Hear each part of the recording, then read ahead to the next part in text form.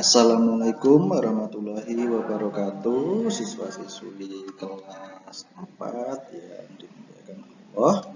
Bagaimana kabarnya hari ini? Semoga kalian semua senantiasa dalam kesehatan dan juga kemudahan dalam melaksanakan setiap aktivitasnya. Nah, pada kesempatan hari ini kita akan memulai kembali pembelajaran tema setelah kemarin kalian sudah melaksanakan penilaian tengah semester. Namun sebelum kita lanjut, bagi kalian yang mungkin belum sarapan ataupun belum sholat duha, maka mohon untuk sarapan terlebih dahulu dan jangan lupa untuk melaksanakan sholat duha.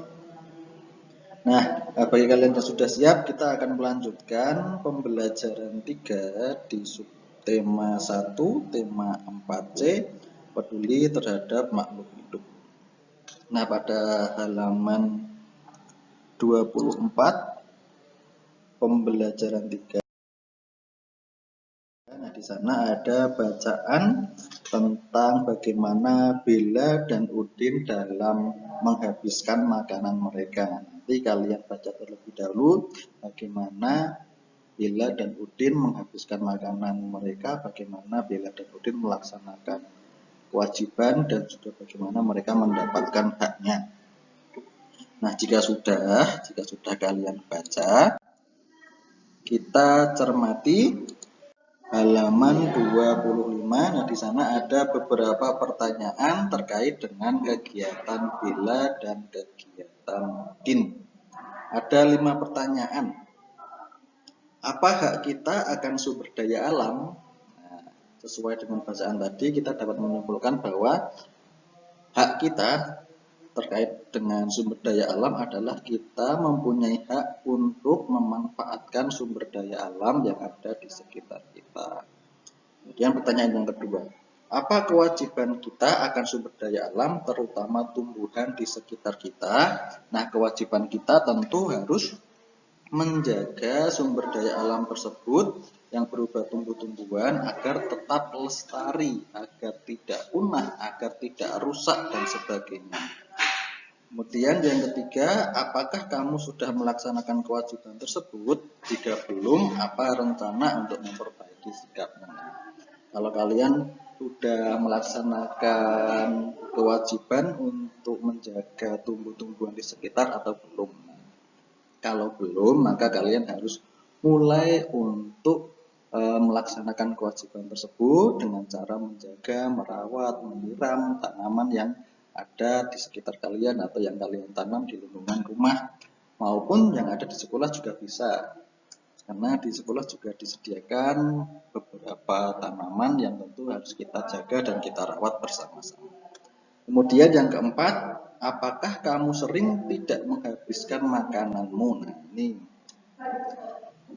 tentu kita tidak boleh menyisakan makanan ya, karena itu akan mengganggu hak orang lain juga dan juga tentunya merugikan orang lain.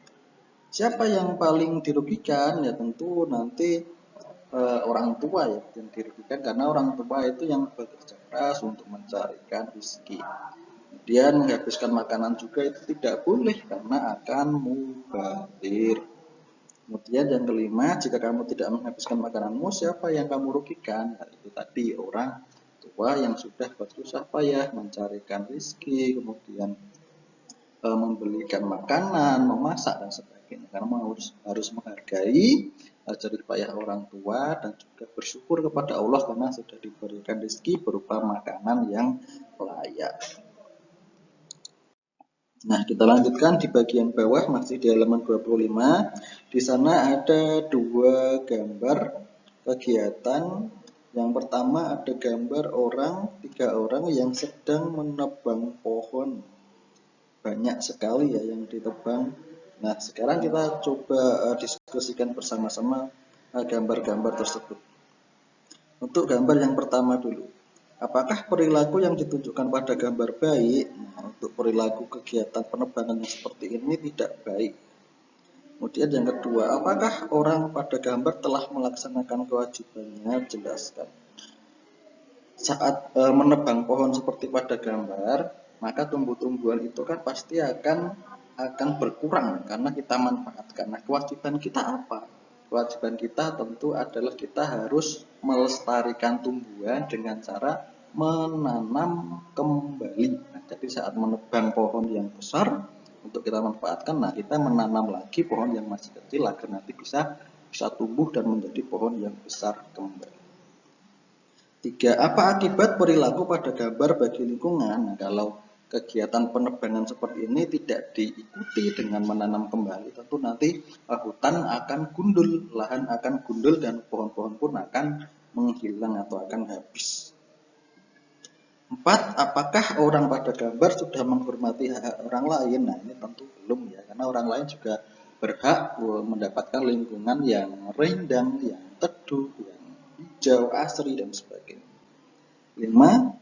Apa yang dapat dilakukan untuk mencegah terjadinya bencana alam akibat perilaku orang tersebut? Nah, bencana alam karena hutan yang gundul atau lahan yang gundul nanti bisa menyebabkan apa? Menyebabkan banjir, bisa tanah longsor, dan sebagainya.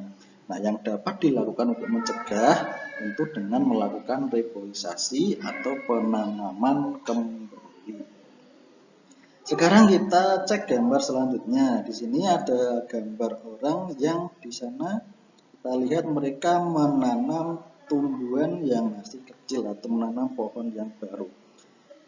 Apakah perilaku yang ditunjukkan pada gambar baik? Nah, tentu baik ya, ini karena mereka melestarikan tumbuh-tumbuhan yang ada di sekitar.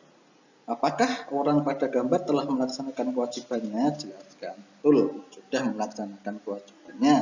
Kewajiban melestarikan lingkungan, melestarikan tumbuhan, melakukan penanaman pohon pada lahan-lahan terbuka.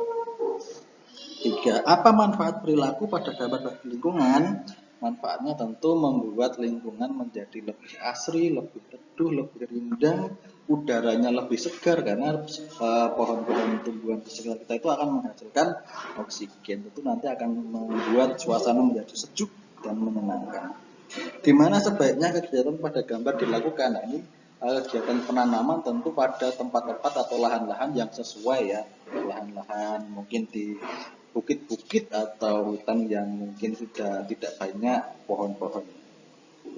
Apakah kamu pernah mengikuti kegiatan seperti pada gambar? Kira-kira kamu sudah pernah atau belum mengikuti kegiatan menanam pohon seperti pada gambar? Yuk kita lanjutkan. Pada halaman 26, nah ini ada beberapa materi tentang bahan pokok makanan, kemudian keadaan lingkungan, keadaan kentampakan alam, baik di wilayah daratan,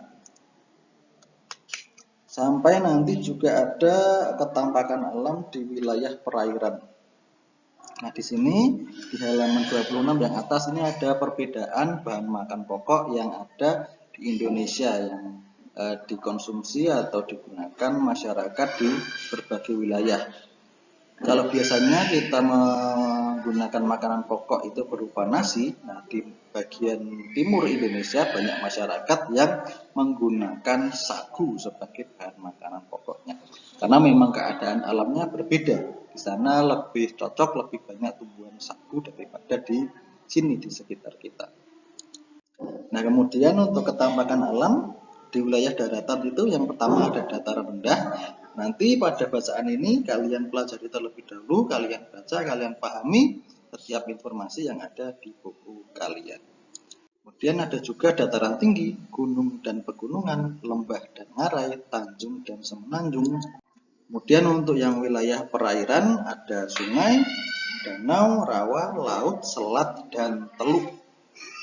Nah, nanti jika sudah kalian baca, kalian pahami, ada latihan soal yang akan kalian kerjakan. Nanti kalian kerjakan di buku tulis masing-masing. Jangan lupa dituliskan mata pelajaran matematik, tanggal, dan harinya. Selanjutnya ini yang halaman 30, di sana ada beberapa informasi tentang bagaimana pertanyaan yang baik. Nah, mungkin kalian di beberapa waktu yang lalu sudah berlatih membuat kalimat tanya menggunakan kata tanya. Ada kata tanya apa, bagaimana, siapa, berapa, dan lain sebagainya. Yang nanti setiap kata tanya itu mempunyai fungsi masing-masing, dan kalian juga kemarin sudah berlatih melakukan wawancara dengan orang tua. Mungkin untuk memperkaya dan mengembangkan pertanyaan-pertanyaan kalian menjadi lebih baik, kalian pelajari beberapa informasi tentang membuat pertanyaan yang baik di halaman 30. Nah, ini tugas yang tadi ya, sesuai dengan bacaan tentang ketampakan alam. Nanti kalian kerjakan tugas di halaman 29 nomor 1 sampai 5 dikerjakan di buku tugas masing-masing. Sekian untuk pembelajaran hari ini. Tetap semangat belajar, tetap jaga kesehatan. Kita akhiri. Wassalamualaikum warahmatullahi wabarakatuh.